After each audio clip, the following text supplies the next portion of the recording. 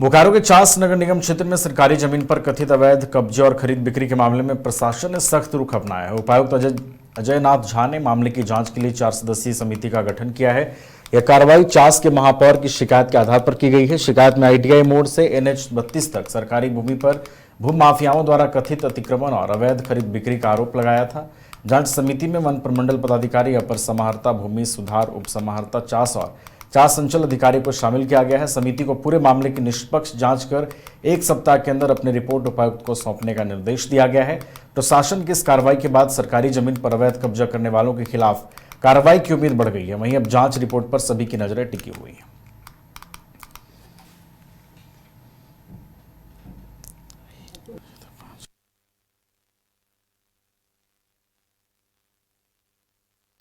सात तारीख को बोकारो के हमारे उपायुक्त महोदय को एक पत्र हमने दिया था कि नगर निगम के क्षेत्र में NH किनारे आपका ITI मोड़ से लेके गैलेक्सी, ये ITI मोड़ से लेके GGPS कॉलेज तक जो हमारा नगर निगम का सीमा है, और हमारा ये NH जो हमारा नगर निगम से लेकर के सेक्टर 12 जाने वाला जो अंतिम जहां तक बॉर्डर है, वहां तक कई सड़क, कई जमीन जो है जो पिछले मैंने उसका गलत तरीके से बंगाल से कहीं से गलत तरीके से उसका डीड बना करके और उसको फर्जी तरीके से जमीन को बेचा जा रहा है। तो इसमें उपायुक्त महोदय के द्वारा बोकारो DFO और यहाँ के एडिशनल कलेक्टर और DPLR और चास अंचल अधिकारी को एक 4 आदमी का एक 4 सदस्यीय कमेटी बना करके इन सभी को जांच करने के लिए उपायुक्त महोदय के द्वारा आदेश दिया गया है, जिसमें कि जमीन का स्वरूप को बदल करके कुछ भूमि माफियाओं के द्वारा सरकारी जमीन को बेचा जा रहा है।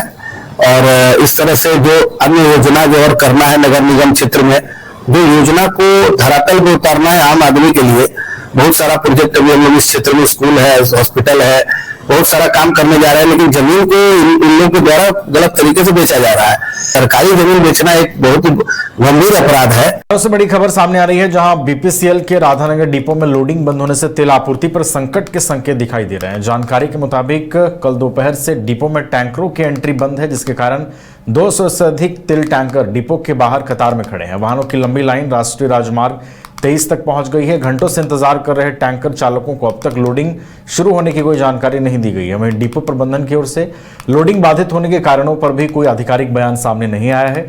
इस स्थिति के बाद इलाके में तेल की संभावित किल्लत को लेकर चर्चाएं तेज हो गई हैं। हालांकि अब तक BPCL की ओर से किसी तरह की पुष्टि या स्पष्टीकरण नहीं दिया गया है, जिससे अनिश्चितता और भी बढ़ गई है।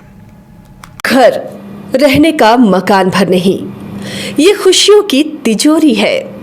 दरवाजे पर दस्तक देता पड़ोस, खिड़कियों से उमड़ आता आसमां, तारों में उलझी ऐसी न जाने कितनी दास्तां। कहती हैं चले डायमंड सिटी, एक सफर हम सफर के साथ अपने घर तक। Diamond city, life long bonding, 500 से ज्यादा खुशहाल डायमंड परिवार। जल्दी करें, सिर्फ 200 फ्लैट बाकी। आज ही बुक करें अपना आशियाना।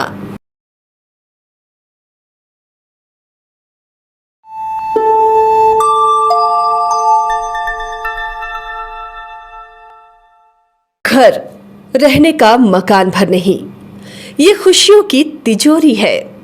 दरवाजे पर दस्तक देता पड़ोस, खिड़कियों से उमड़ आता आसमां, तारों में उलझी ऐसी न जाने कितनी दास्तां। कहती हैं चले डायमंड सिटी, एक सफर हम सफर के साथ अपने घर तक। Diamond city, life long bonding, 500 से ज्यादा खुशहाल डायमंड परिवार। जल्दी करें, सिर्फ 200 फ्लैट बाकी। आज ही बुक करें अपना आशियाना।